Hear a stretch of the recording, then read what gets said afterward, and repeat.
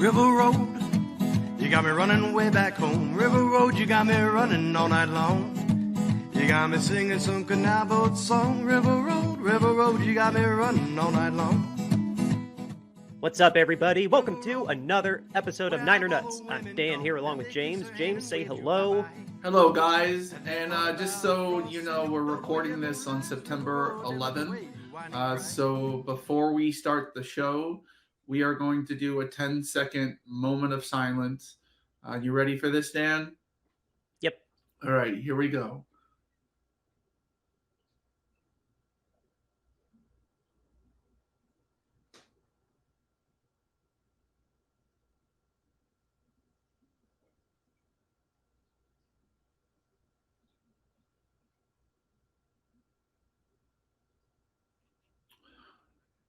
Guys, don't forget 9/11. Remember those who lost their lives, and to those who went into the towers, the Pentagon, and the brave men and women who crashed the plane in Pennsylvania. Let us never forget. Yeah, 100%. 22 years ago. No, never forget. But with that said, we still have a wonderful, wonderful Victory Monday to celebrate. Woo-hoo! I don't know a more graceful way to pivot that, but we have a Victory Monday to celebrate. As you presumably all saw. No, why did this refresh? No, I had all the box scores up in front of me. We did win. Oh, even when I try to be prepared, of course that happens. Oh well, we won 32-7, not 37. And my God, I don't have enough game balls to hand out to everybody that had a phenomenal game yesterday. Like, to the point that I don't know. I don't know if this says more about us or if it says more about the Steelers, like, because of our own expectations coming into this season. I don't know. Do you think this says more about us, or do you think it says more about the Steelers just to get the ball rolling? I mean, the Steelers are always a rough and tough team. I mean, I don't know. So to flatline the way that they did. Yeah, and a lot of that had to do with Kenny Pickett dealing with this defense. The defense was well prepared to take on a second-year quarterback on opening day. I believe Kyle, for the most part, called a pretty decent game. I mean, as far as game balls, I mean, you could give it to Afunga, you could give it to Jackson, you could give it to Ayuk, you could give it to McCaffrey, you could give it to Purdy. I mean, all around, everybody played well. I was thoroughly impressed because, really I thought the Steelers might give you a real game, and yeah, you just manhandled them. So yeah, it's one of those things where, like, of course I'm celebrating. I'm so thrilled. I did think this was going to be a pretty tough game because the history of Mike Tomlin, he gets his Steelers to perform very well. Like, it's very rare to see them, even when they were 9-8 or 8-8, out of the playoff picture, or like just on the edge of the playoff picture, to outright get blown out, especially at home. And without that penalty driven drive, that was really pushed because of that was Deommodore Lenoir that got a penalty on that drive. And Greenlaw did not get penalized. But anyway, that one drive was the only reason they got points on the board. And without that penalty, I don't know if they would have scored. Literally, I don't think that's an overreaction to say I don't think they would have scored the entire game if Demo didn't get that penalty on that last drive. Up to that point, they literally had -1 net yard. yeah, They could not move the ball. Any doubt? This is a little hyperbolic, I guess, since it's just week 1.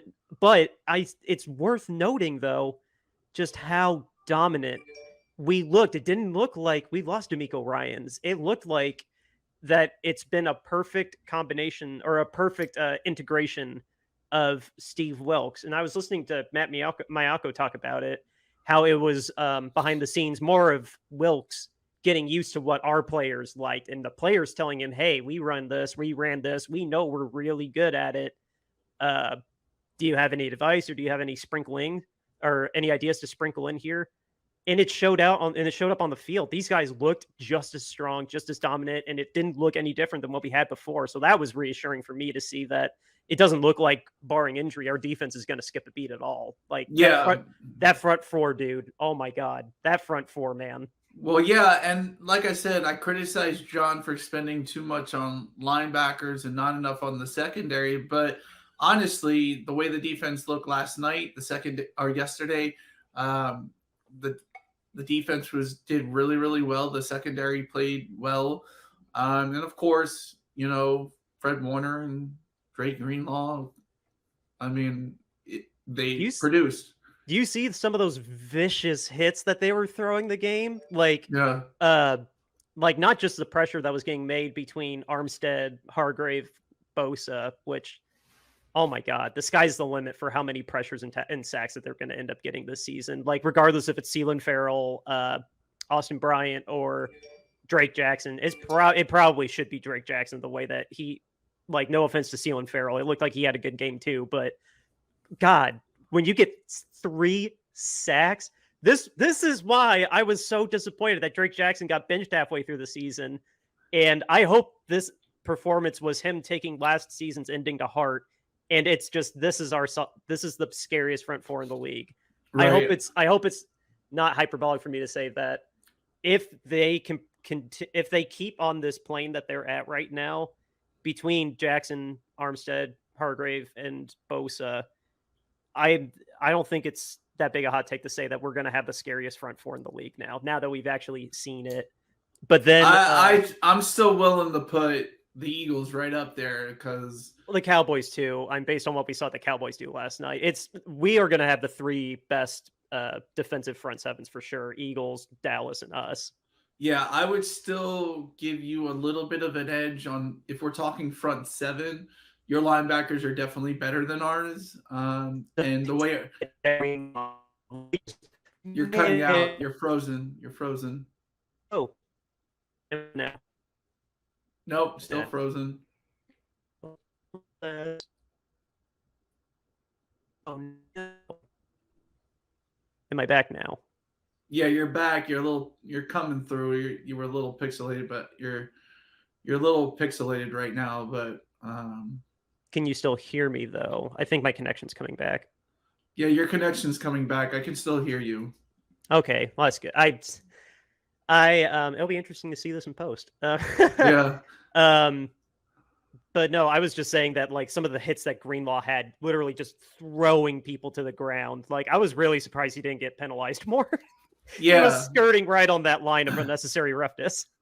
Yeah, he was. But I mean, if we're talking front four, yeah, Niners, Dallas, Eagles got the 3 most formidable front fours that you're going to find. I mean, so, just to update the fans, the Niners fans, on what the Eagles did with their front four, they did get pressure, but Mac Jones was delivering the ball quick, so it neutralized the pass rush. However, Jalen Carter, number 9 overall pick, played 32 snaps, 6 pressures, and a sack. And Jordan Davis even looked good against the pass as well. So be scary. It's going to be scary for the next 4 years to play the Eagles with those 2 defensive tackles.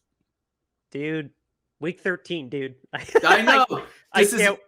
I can't wait. And I told my brother, because my brother was like, I'm going to watch the Steelers and pray the Steelers kick the crap out of the 49ers. And I told my brother, no, here's the thing.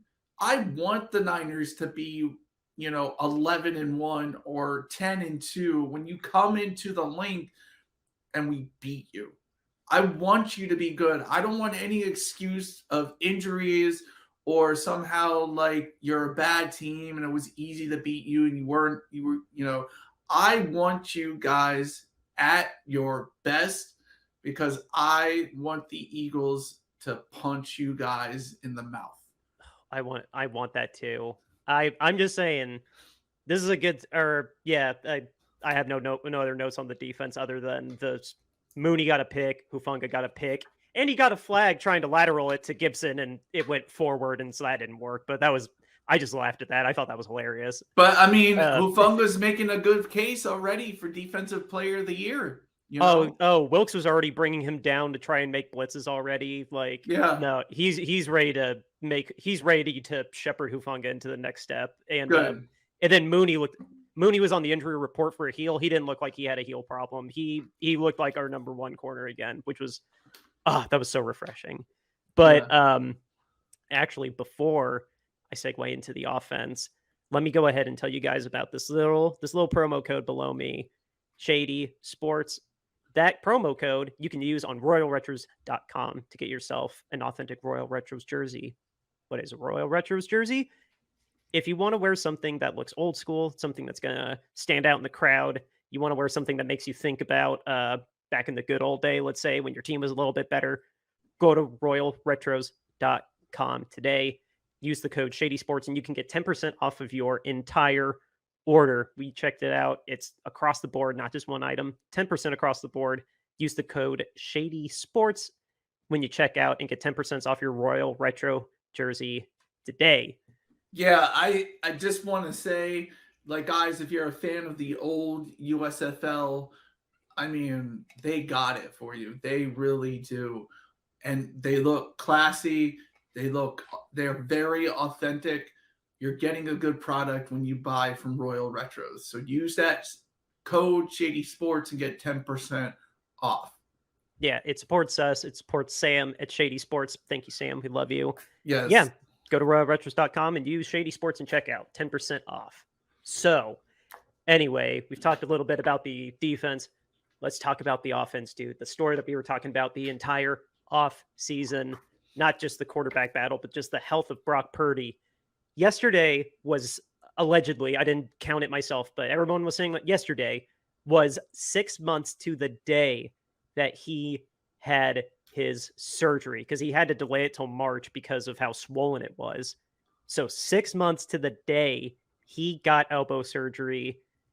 God bless the miracle of science. He looked exactly like he looked like he didn't miss off. Yeah, he looked like he didn't miss a beat.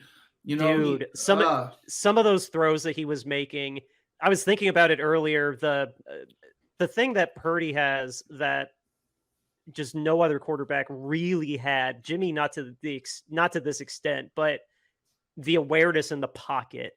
He has this perfect gauge of, I want to stay in this pocket and make the throw in the pocket, but if I have to bail, I know how to. I can sense when time's up and I have to run. He has this perfect gauge where, I mean, yeah, when TJ bull rushed him 3 times, like, I mean, you can't really escape the former defensive player of the year, but every other time when I'm thinking like when Minkah Fitzpatrick tried to sack him and he just ducked him perfectly and then found Debo. The way he ducked through the pocket as it collapsed and he got a first down, didn't even try to get them any extra yards. He was just like, oh, I crossed it and just slid, played it safe. His awareness for that is just amazing. The throws that he was making, it didn't look like he was struggling to really make any throws at all. Yeah, he took 3 sacks and he looked perfectly fine. That first one definitely scared me a lot. And the fumble recovery behind his back, that was just, that was amazing. Like how lucky that was. But just Purdy's back, man. And he took hits and he made throws, and just God bless the surgeon that worked on him. Just, yeah, God bless this man. that back shoulder throw to Brandon Ayuk, I believe it was on the second touchdown. That was just, I mean, he put it right where Ayuk could catch it and come and just make a play with the DB on him. That was Patrick Peterson. Yeah, made Patrick Peterson just look like a regular old corner. And so he couldn't even do, what else could he have done? He was in perfect coverage outside of getting a pass interference, and it just right in between them. I mean, that was one of the best throws that Purdy's just made, period. Like in his little career. That was amazing. Such a good throw. I was thoroughly impressed by Brock Purdy. You know, John has found a diamond in the rough here. Because honestly, I'll let you know, guys, I watched the Shriner Bowl game from last year when Purdy was playing in it. And he did. I mean, he looked like he held on to the ball too long. He was constantly under pressure, wasn't making quick decisions. Like, this Brock Purdy is nothing what we saw in the offseason leading up to the draft last year. And give credit to the scouting department for seeing whatever they saw in him, to say maybe this guy will be a good, backup quarterback, but maybe, who knows, if he comes in, we think he win some games. And they sort of got lucky, with the fact that he can really win games and really do well in this offense. But yeah, he's playing like a first round draft pick right now, and it's very impressive. I think GMs are going to start considering longer tenures in college, because like Purdy played, God, was it? I think it was 4 years. It wasn't 3 years like a lot of players were. I don't think it was 5. I think he was redshirted his freshman year, if I remember right. But it's like when we were talking about Trey Lance. Trey Lance literally playing one season of college ball, skipped the COVID year, versus Purdy, who played 4 years of football. Yeah. I don't know if that's an intangible, but that's experience. When you put yourself through college for that long, and it was in the you're going Big to Ten. acclimate better. Yeah. And it was in the Big Ten. He played Ohio State. He played Michigan, Michigan State, Penn State, Minnesota, Indiana. These are decent Division I schools that play in the Big Ten. And he got that experience in big games. So the only harder schools he could have played were if Iowa was in the SEC. Yeah, in the SEC, exactly. Yeah, so Ohio State has always been a contender. Michigan, people argue about how real they are, but still, they're free Harbaugh. Yeah, but they're always talked about in the top 10 teams usually every year. So Purdy got experience playing Big Ten football at Iowa State. He had a running back there that's just like McCaffrey and Breece Hall. So he's familiar with the tools that McCaffrey has. So it's basically like he just picked up from where he left off in college, and this is really exciting for the 49ers. I think it's worth noting, too, that Brock Purdy, his performance yesterday is noted in the Hall of Fame now. He's not in the Hall of Fame, but his performance now up to this point, where he has, what was it exactly? I had it. I should have saved it for a screen graphic. But Brock Purdy, he has a stat in the Hall of Fame now. He has become the first quarterback in NFL history to win each of his first 6 regular season starts and throw 2 or more touchdowns in each start. Wow. That is from, I swear, I don't know if you can see it. That is from the Hall of Fame. Wow. Yeah. That's awesome. He is Good now, for him. He has also won every game that didn't result in a broken elbow. Just wanted to throw that out. Dude, everyone says Jimmy just wins. Purdy just wins. I know it's a little early. I know. Let's give a little love to some other people too. We have to talk about Christian and Brandon. I want to start with Brandon though. Dude, Brandon's our number one. I love Debo a lot, but if we keep trending the way that we're trending, last year just had those outside factors that got Debo out of shape. But yeah, it doesn't look like anything's changed. It looks like Debo is going to be very much a 1B, if not an outright number 2, and Brandon's going to get paid. Brandon is going to get paid, dude.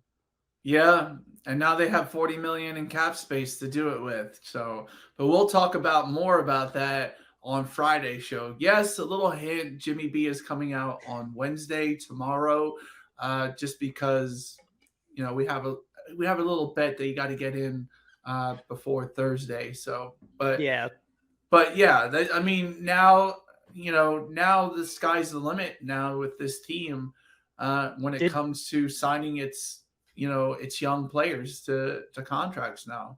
How did Brandon impress you though? Like, did he? He was outstanding. He really was. He really impressed me.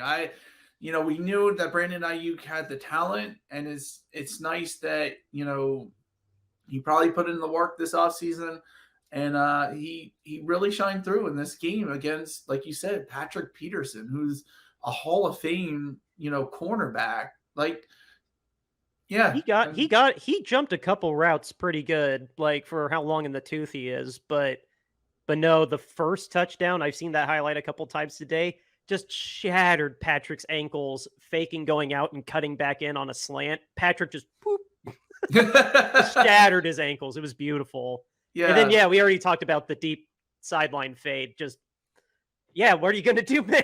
It landed right there.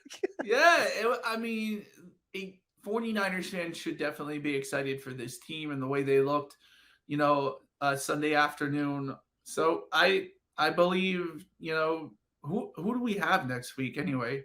We're going. Sorry, I'm trying to say the name correctly. It's not SoFi Stadium. It is Levi Stadium South, because we're going to go to the Rams. Okay. So that's basically a home game. Yeah, Levi South. Yeah. So technically a road game, but they should have flown back from Pittsburgh by now, and we'll probably go to LA Friday night or Saturday morning. But fans don't show up for LA, so it's an easy 49ers home game. Oh, dude, not to jump the gun on it. I can't wait to play the Rams. You guys, if you're at the game, if you're at the LA Ram game, let us know. Tweet us on Twitter. We want to see pictures of you tailgating, enjoying the game. Please reach out to us at Niner Nuts on Twitter. Oh, dude, for sure. I'm trying to think. I want to. If there's anything else you want to call out on offense, like Christian McCaffrey breaking off that enormous 65-yard run. Wow, that was crazy, man! And that block by, Ayuk, right? It was Ayuk. Yeah. Or was it Jennings? Threw that guy to the ground. Oh my gosh, Brandon destroyed that guy.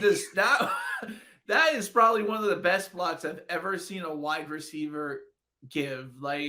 You only get that from Kyle Shanahan beating that into you, that a receiver has to block as well as a lineman. Yeah, if we only could teach his backup tight ends to do just as well. But anyway. Dude, did you even almost as equally impressive when I don't remember the player, but whoever was coming up top after Brandon knocked the first guy down, the second guy was coming across, and Ray McLeod, our return man, flies in, just barely misses getting a flag on it on a clip. But then no, he just pushed him over too. Not as impressively as Brandon, but Ray and the safety running across the field, and then Ray knocks him to the ground, and then Christian finally crosses the goal line. It was a beautiful run. It really was. And that's why Christian McCaffrey's on the team. That's why you traded 4 draft picks to get him. He's a beast. He's an absolute beast. Don't forget the spin move he did too. The first hole he took, he had to do a spin move, and then he broke out. Yeah, it was a beautiful run. This dude's my size. Our size. This dude's Christian's like 5'9", 5'10". This is not a big dude making these big runs. Yeah, it's beautiful to watch. This is what Kyle Shanahan envisions his offense to be, and it's finally nice to see it with a quarterback who is growing in it and is executing it extremely well with only 6 regular season games in. It really is unprecedented how quickly Purdy has acclimated to the offense. But no, I don't want to push us too far over our time. The last thing I want to say about the offense is I forget which side he's on, Spencer Burford. He had a couple of mental errors. He got flagged a lot. I heard 74 get called out a lot. Hopefully that's just some, what do they call it? Conditioning. I hope that's just something that we can condition out of him, just first game jitters. He did really good last year, so I'm not that worried, but a lot of penalties on him. And then I'm just saying this directly to Colton McKivitz. Dude, you're going up against a former defensive player of the year. You're going to be fine. You're going to be fine. That is probably the hardest test that you're going to have this year. I can't. Next to Hassan Reddick? Up until we get to Hassan Reddick. The Dallas game. Yeah, the Dallas game in 4 weeks Micah is probably going to be. Yeah. Yeah, Dallas is going to be really hard too. Like you'll get a couple weeks before Dallas, and then there's plenty of weeks before we get to Hassan Riddick, and maybe we'll spend some money on a new guy. I hope not. I don't want this guy to fail. But yo, welcome to being a full-time starter. Here's your first test, TJ Watt.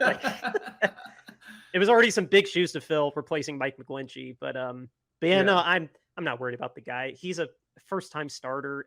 It's gonna get better the longer he's in it. For sure. And then Jake Moody. I can't let us sign out before we say Jake Moody.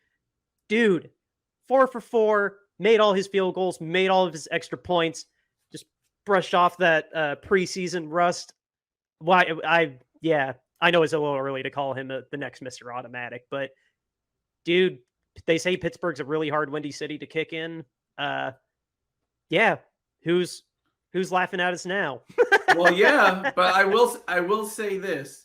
Jake Elliott for the Eagles kicked 4 field goals in the rain and in the wind in New England, 4 for 4 with a 56-yarder in that. So, yeah, I don't know who else was good on special teams this week, but Jake Elliott deserves special teams player of the week for the NFC. Just 4 field goals in New England in the rain, wind, and a 56-yarder. That's impressive. That's my automatic guy that I count on.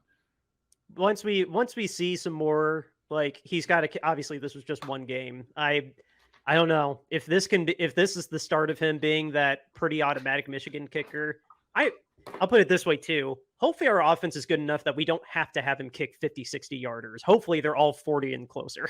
That would be really nice too. If with the weapons that we have and we have to kick a 50-yard field goal still, I hope we got penalized a couple times on that drive.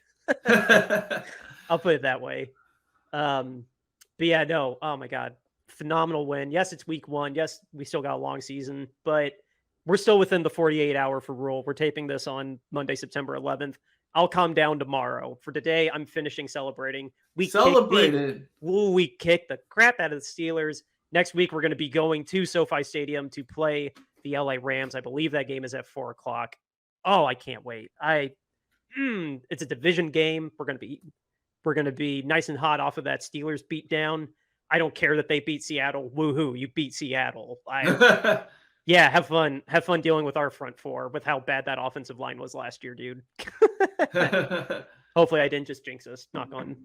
James, why don't you go ahead and talk to the people out there about what we got going on Bonfire.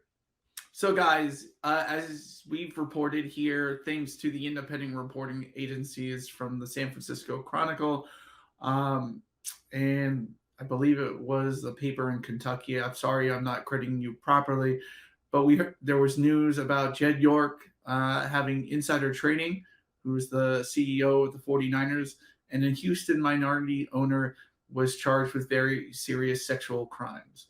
Both of these were known by the NFL months to years before they were even talked about in the media, and the NFL knew about it, said nothing until independent reporting agencies gave the report. So we all know if that was a player, the NFL would have reported it the very next day.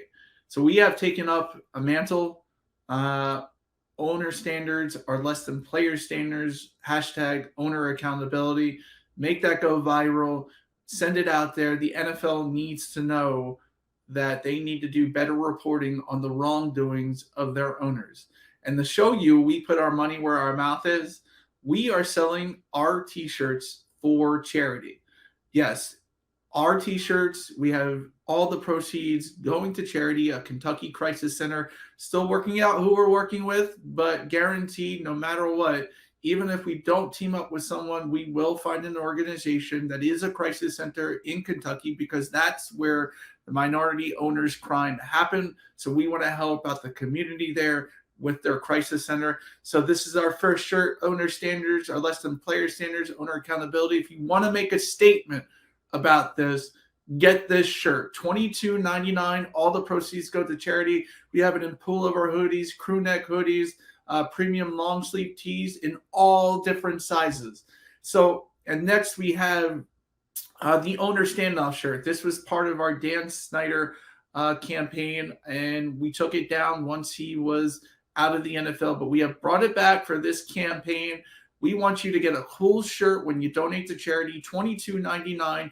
Get you this shirt, and you can get it in a premium tee, pullover hoodie, crew neck sweatshirt, all different sizes. Starts at $22.99 for the shirt. Niner Nuts here. This is our podcast logo art, or our opening art that you see at the beginning of the show. You can also find this on our Spotify account. And then we have the alternate logo with just the field goal, Niner Nuts and some peanuts, $22.99. Also gets you this shirt. All t-shirts start at $22.99. And then this is our mascot, a peanut eating peanuts with 3D glasses watching the Niners. Guys, this is the cutest t-shirt you're ever going to get for charity. Trust me, $22.99. Get you that tee, all different sizes. And if you want to get those, it's right here, bonfire.com. Hashtag store, hashtag Niner Nuts dash Niner Nuts apparel. If you have trouble typing that in, just Google Niner Nuts apparel and go to the bonfire.com. Takes you right there. You'll see all our t-shirts for charity. If you Google Niner Nuts Bonfire, it literally pops right up. Like I have Bing on my computer, and I did it on there and Google. Like it's not. Google knows what you're trying to find. Just Bonfire Niner Nuts, it'll pop right up. And yeah, like James said, I'm gonna order my shirt. It's all the proceeds are going to a good cause. We don't want excess money from these shirts. We don't really want any money from these shirts. We want to, take a stand for owner accountability. And we want to, there's some things that are bigger than football, and this is one of them. And we just want to do our part to help out. Exactly, guys. So get a cool t-shirt, donate to charity. We've already had a couple of donations come through. We need to keep adding. We need to make the NFL know that they need to report on their owners better than they have been. Yep. And so with that, actually, did you remind everybody where they can reach out to us in the meantime? I think I got lost while I was looking at the pictures. So I told you our Twitter page, TikTok, Instagram is all at Niner Nuts.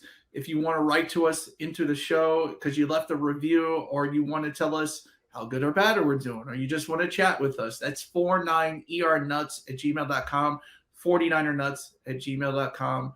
Write to us. Leave us a review. We will read every 5-star review on the air. Also, like and subscribe if you like this show. Just do that, because that really helps us out as well, guys. We love you. We want to give you more content, and like and subscribe will help us do that. Yep. And so then with that, I did confirm it's 4:05 Eastern Standard Time. So it's going to be a 1 o'clock game over on the West Coast. We are going to the LA Rams. Still on the road. Still. Oh, that was weird. Sorry about that. Still road dogs right now. We have to wait 2 weeks before we are at home on prime time against the Giants, but that's definitely going to be worth the wait too. But yeah, until then, check out our episode tomorrow. Yeah, another episode on Friday, and great win against the Steelers. Now let's go beat the Rams. Yeah, and Jimmy B comes out early tomorrow. You're getting a Jimmy B special. Outro music, River Road, Justin Muth. Beat those Rams.